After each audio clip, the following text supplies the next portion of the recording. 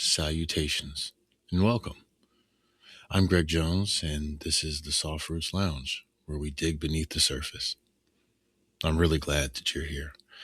This is a place to slow down for a few minutes, a place you can come to when the day has been full or heavy or just loud. There's nothing you need to do while you're here. Think of this as a strategic pause, intentional. You can just listen. And I appreciate you spending this moment with me. This place is where we slow down, as I said, where we talk about real things without rushing to fix them or dress them up. And I welcome the conversation. Lately, I've been thinking about cycles.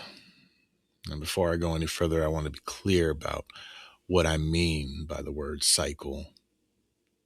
We know what they are. We experience them every day. You're doing one right now. When I say cycle, I'm not talking about something inherently good or bad. I'm talking about structure. Cycles are the patterns we live inside. They're how things tend to unfold over time. Some cycles are obvious: waking up, going to work, coming home. But what actually makes something a cycle isn't always the action itself, it's the expected outcome. You wake up and move through your morning routine. The expectation is that you'll be clean, ready, and prepared for the day. You go to work expecting to be there for a set amount of time, doing familiar tasks, moving through a predictable rhythm. Over time, these expectations become automatic. And here's an important distinction, because I know what you're thinking. Well, Greg, that sounds like a routine. Well, it is. A routine is what you do. A cycle is what it leads to and what you come to expect. Think about that. A routine is what you do, and a cycle is what it leads to create an expected outcome. You can change routines without ever changing the cycle.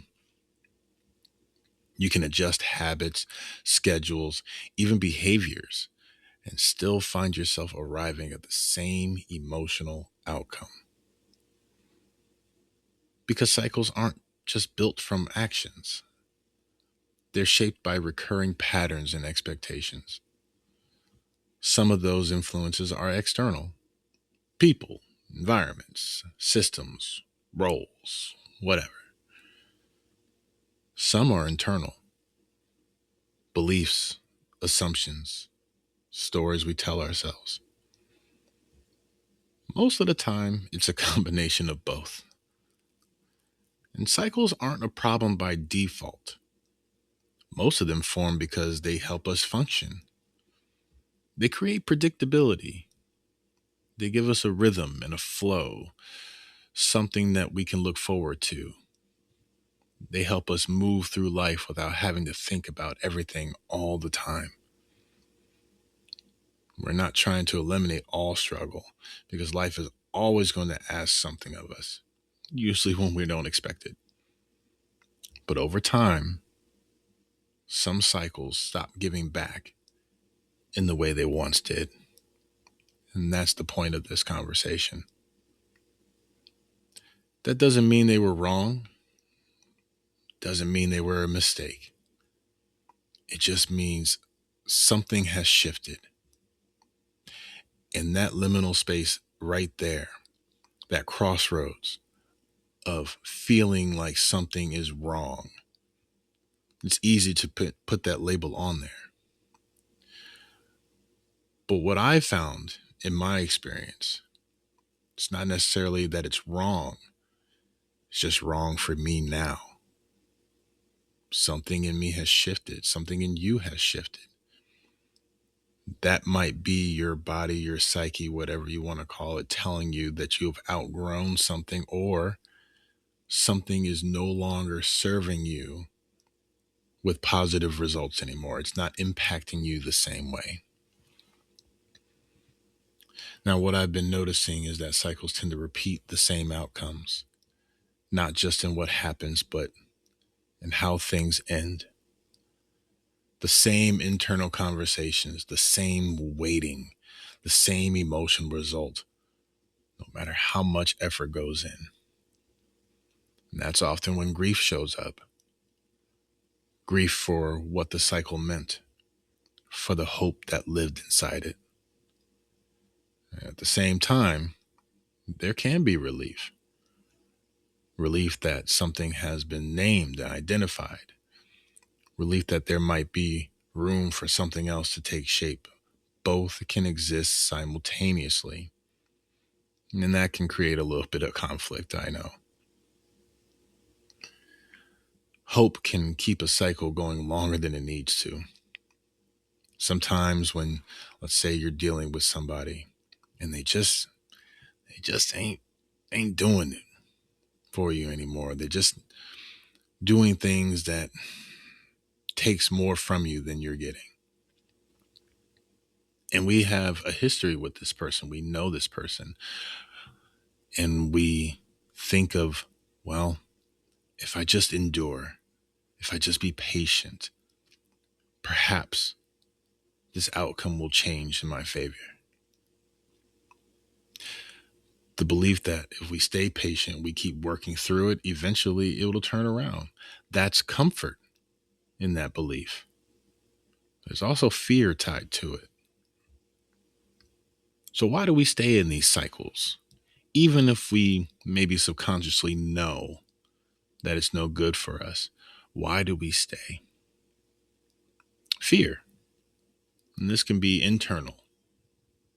Fear of the unknown, fear of loss, fear that letting go means the time and energy spent that you invested in this work, people, relationships, whatever. The fear that that time and energy didn't matter, even when we know it served a purpose once. Cycles tend to continue until something changes. Sometimes that change is intentional, sometimes it's forced, but sometimes it begins quietly with recognition. One way I've started noticing a cycle is by paying attention to what feels repeatable, not just what happens, but what it leads to. Remember, I said the outcome, right? The feeling at the end, the part of you that's already bracing or waiting or preparing for what usually comes next. Sometimes the most important step is simply seeing the structure you're standing in. Once I started seeing cycles more clearly, I realized honesty mattered more than anything else. Not honesty with other people, honesty with myself. You got to ask whether you actually want it to make changes within a cycle or whether the cycle itself no longer fits. Sometimes there's room to adjust the structure, sometimes there isn't. And that isn't always obvious at first. So I'm talking a lot about cycles that no longer work for us and cycles that no longer serve us, but that fear of not knowing what's next.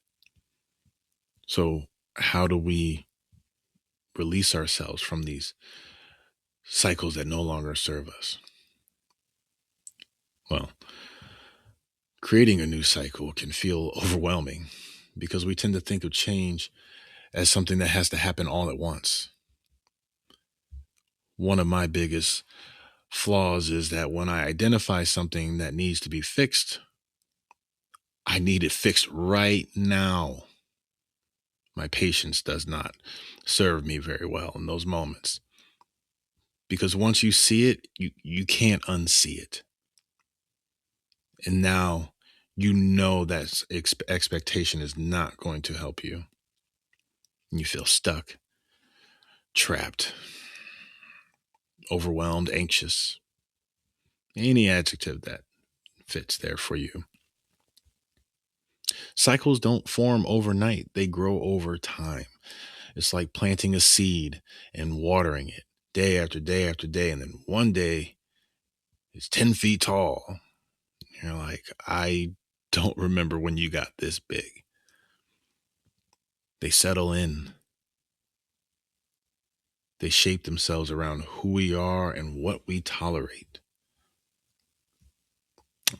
Think about work as an example, right? You get the job, and at first there's excitement. Yay, I'm going to work. New adventure. I'm going to make money. You're eager to show up. You're meeting new people. You're learning that environment, making yourself comfortable, finding your place. And maybe that job isn't perfect. It's not your dream job, but it's manageable. You're getting paid. Okay. There's potential. Then, after a while, over time, things start to change or rather settle in. You notice what doesn't align. Expectations change, boundaries blur. The boss that you had who was so pleasant during the interview, now you start to see that they're not really all that. Some of your coworkers might be problematic. Some of your tasks might feel repetitive in a way where it doesn't feel like it matters. You're not getting the recognition for the work that you're doing that you feel you deserve. And then you start to look around and think, damn, what am I doing here? Why am I spending all my time and effort here when I don't even really like it no more? And you try to convince yourself, well, I'm making money and it's close to home, it's this and that. But those thoughts still lead back to, man, I hate this place, bro. Maybe you're asked to give more than you were hired for. Maybe time off isn't really time off. We know we know what that feels like. You get the weekend and all of a sudden you blink twice, it's Monday. Eventually, the pattern becomes familiar. Before the day even starts, your mind is already preparing for that outcome. You're bracing yourself. You're anticipating frustration before anything has actually happened. And that's not because you're negative. It's because history has taught you what to expect, and you're preparing yourself to endure that impact because you know it's going to be uncomfortable. And that's usually the crossroads, right? The moment where you realize you can either stay inside that cycle as it is or begin thinking about how to leave it. And the hardest part is that when you're standing there, you don't yet know where you'll land. And I don't know about you, but for me, that's what keeps me in cycles that no longer serve a purpose. That uncertainty keeps a lot of people stuck. What I've learned is that the focus doesn't need to be on the landing, not all the time.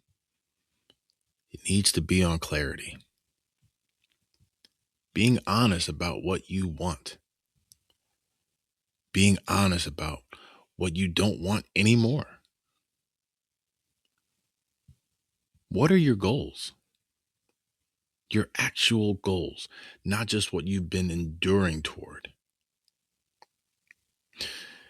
And then slowly, strategically, asking how you might move in that direction. That's a key word there, strategically. When we're dealing with these cycles, emotions are going to be present. When something makes us uncomfortable and we dislike it and it hurts us, we get angry, we get sad, and we make decisions because we don't want to feel that anymore. And sometimes what holds us back, I mentioned the fear of the unknown. Well, how many times have you thought about this? Well, I'm going to stay here because what if it's worse over there? What if I make a mistake? What if I end up in the same cycle over and over again? And that's a legitimate fear. I understand that. But strategically, when we look at that, we're forming something new. That is where we start making a new cycle by identifying what works for us and what works against us. We have to be comfortable in the uncomfortable, to use a cliche. I think that's a cliche. I have to look that up. That's how the exit starts to take shape. The hope and faith you once placed in the cycle itself can be redirected, not toward a situation changing, but toward your confidence that you can handle whatever comes next. Once you identify what's no longer working for you, you're on the course. You don't have to rush changes. You're preparing for them. There's levity in that realization, and that matters. Preparing for what's next is hard. It's not supposed to be easy. If anyone tells you that it's easy, they've either gone so far that they can't remember how hard it was, or they lying to you. You have to really look at yourself and say, what am I doing this for? Who am I performing for? Who am I trying to impress? Why do I feel so trapped here? That's the first step. I'm still doing that myself. And it's hard. But the next steps usually come with clarity. It's going to require difficult decisions. It may require you to separate from some people. It may require you from thinking about taking a different job, something that's completely out of your wheelhouse, so to speak, something new. Evaluate who you are right now. You're not the same person you were yesterday. You're not going to be the same person tomorrow. It might be familiar. Close your eyes and think about a time when you were stuck in a cycle. If you're driving, don't close your eyes. That's very dangerous. Close your eyes and think about a cycle that you were in. Maybe you were dealing with a person who always ended up doing the same things. Maybe it's a job, maybe it's a relationship, maybe it's something that you thought you needed. Think about how you felt at the end of those outcomes. What did you say to yourself? What did you do? Think about where you are now and think about that and just compare. Are you that same person? Do you want to still be that person? Or do you think there's something else for you? Again, you don't have to rush for changes. Just prepare for it. And that preparation matters. Well, that's my thoughts for this topic for today. And I really appreciate you being here. I want you to think about what it is that you want. I want you to try to identify patterns. That's the first step. Can you identify patterns? Can you see how they serve you? Write them down. Actually look at them. That makes it more real. Don't worry about the next step. Just start there. I really thank you for being here with me today. I look forward to having more conversations with you about topics that I am experiencing that I know we all are experiencing. And I look forward to the next time. So until then, grow strong, my friends. Stay rooted. I love you.